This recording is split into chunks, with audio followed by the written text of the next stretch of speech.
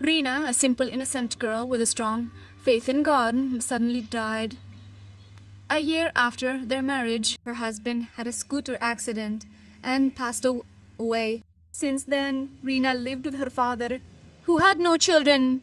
She was 23 years old. Her parents had asked her to get married, but Reena had refused for now.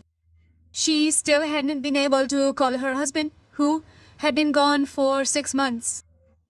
Reena wasn't particularly beautiful physically, but she had a very innocent appearance. She was also very naive, often quiet.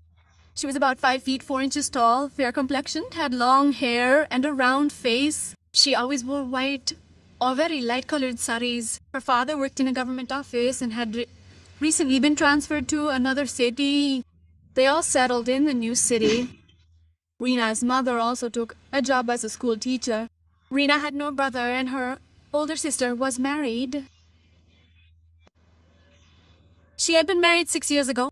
Their home was in a small colony, a short distance from the city.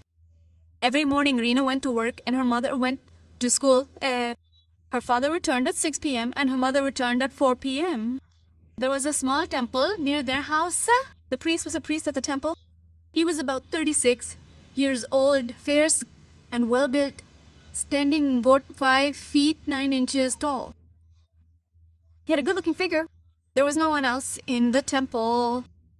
His room was right behind the temple. The main entrance to the temple also had a door leading to the colony's back alley. That alley was always deserted because there were no houses on it yet. After arriving in the new city, Reena's mother told her that there was a temple nearby. If she wanted to worship, she should go there. Reena was very religious and believed strongly in prayers. She began waking up every morning at 5 a.m. and going to the temple. Someone had told the priest that a new family had moved in nearby and they had a 24-year-old widowed daughter. Reena went to the temple at 5 a.m. on the first day. Only the priest was present, and that day Reena wore a white sari and blouse, sari. After performing the puja, Reena approached the priest and touched his feet. Panditji, wait daughter, you're new here, aren't you? Reena ji, Panditji. Panditji, daughter, what's your name? Reena. Reena ji, Reena, under the G, the lines on your forehead have told me what has befallen you. But daughter, does anyone prevail over God? Hey, Reena Panditji, I have unwavering faith in God. Yet, he robbed me of my husband. Tears welled up in Reena's eyes as she said this. Panditji, daughter, whoever is destined for what God has destined, lives only for that. We can't do anything about it. We can't go against his will because he is supreme. Raufuna. Therefore, it's wise to accept his decision. Reena wiped her tears and said, Reena, I miss him every moment. It feels as if he's here. Panditji, daughter, God himself takes care of a religious and God-fearing woman like you. Sometimes he even tests her. Reena, Panditji, I feel scared when I'm alone. I don't know why, Panditji. There's no one else in your house. Reena, there's dad and mom, but dad goes to work early in the morning and mom goes to school. Then mom comes back at 4 o'clock. During this time, I'm alone and I feel very scared. Why is that, Panditji? Panditji, daughter, you performed a havan after your husband's death, right? Reena, no, what kind of havan? Panditji, it's very important for the peace of your husband's soul. Reena, no one told us.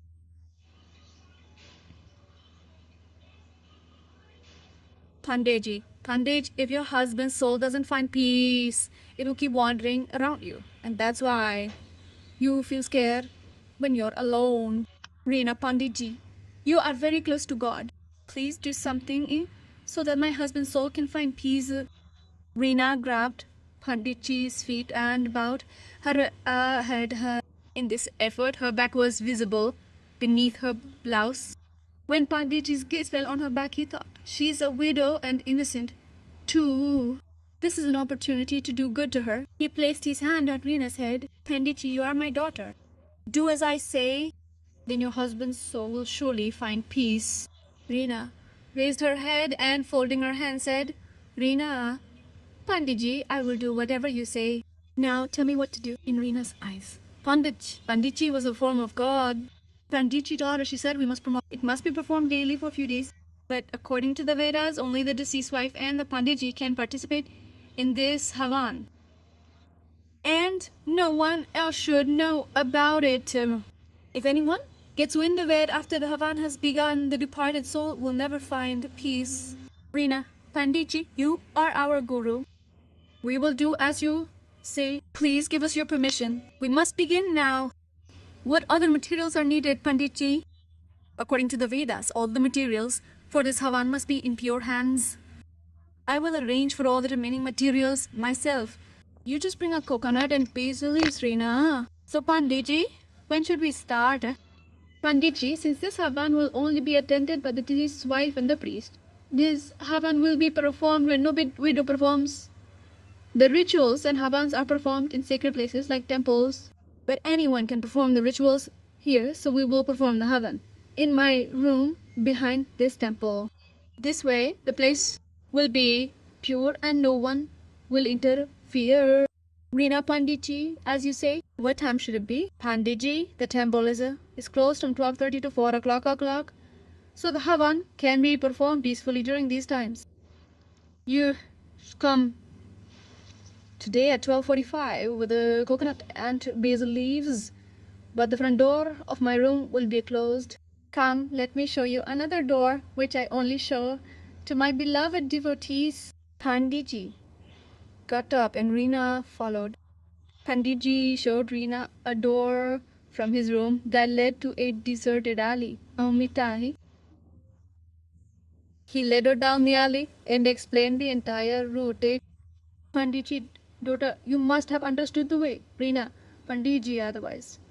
Your husband's soul will never find peace in Reena, Panditji, you are my guru. I will do as you say. Okay. I will be back at 12:45. Okay. At 12:45, Reena followed the path Panditji had indicated and reached the door of his room. He knocked. Panditji, come daughter. Reena first touched Panditji's feet. Panditji, did anyone notice? Reena, no, Panditji. My father is gone and I came back the way you told me. Panditji. Closed. The Door. Panditji, let's start the Havan again. Panditji's room wasn't very large. It had a bay. There was a large mirror. Only a 40-watt bulb was lit in the room. Panditji had built a brick Havan kund in the room. He lit a fire for the Havan. The two sat down near the fire with the materials. Panditji began chanting a mantra. Reena was wearing the same sari and blouse she had worn in the morning. Panditji took the betel leaf in both hands. Reena and Panditji sat together, squatting, their legs touching each other. Reena extended both hands and took the betel leaf. Panditji then put some rice on the leaf, then a little sugar and a little milk. Then he said to Reena, Panditji, daughter, now place your hands in mine. I will recite the mantra. You should meditate on your husband. Reena placed her hands in Panditji's. This was their first skin-to-skin contact. Contact according to the Vedas. You must say that you love your husband very much. Whatever I say it behind my back. Reena ji, Pandit ji, Reena. Reena's hands were in the Pandit's hands. Pandit, I love my husband very much. Reena, I love my husband very much. Pandit, I sacrifice my body and soul for him. Reena, I sacrifice my body and soul for him. Pandit, now put the betel leaf in the fireplace with me. Holding hands, they put the betel leaf in the fire. Pandit, according to the Vedas, I will now wash your feet. Straighten your feet here. Reena straightened her leg. The Pandit took some water from a glass and began washing Reena's feet. Washing with his hands. Pandit, meditate on your husband. The Pandit began reciting. Reena closed her eyes and began meditating on her husband. Reena was sitting with her legs bent upwards. The Pandit lifted her legs slightly and began washing them. The raised legs revealed the inside of Reena's sari. His eyes were visible and she could also faintly see it under her sari. But Reena's eyes were closed, contemplating her husband. The Pandit's attention was focused on the side beneath her sari. His mouth was watering, but he was afraid to force himself. So he decided to warm the girl up. After washing her feet, he recited mantras for a while. Pandit, daughter, this is enough for today. The real puja will begin tomorrow. You must please Lord Shiva. Only when he is pleased will your husband's soul find peace. Now you come tomorrow. Reena, I permit you, Panditji. The next day, Panditji come, daughter. If anyone sees you, your puja will be of no use. Yeah, more use. No, Reena, no, Panditji, no one has seen you. Please give me your permission. Pandit, according to the Vedas, you have to please Lord Shiva. Out the way.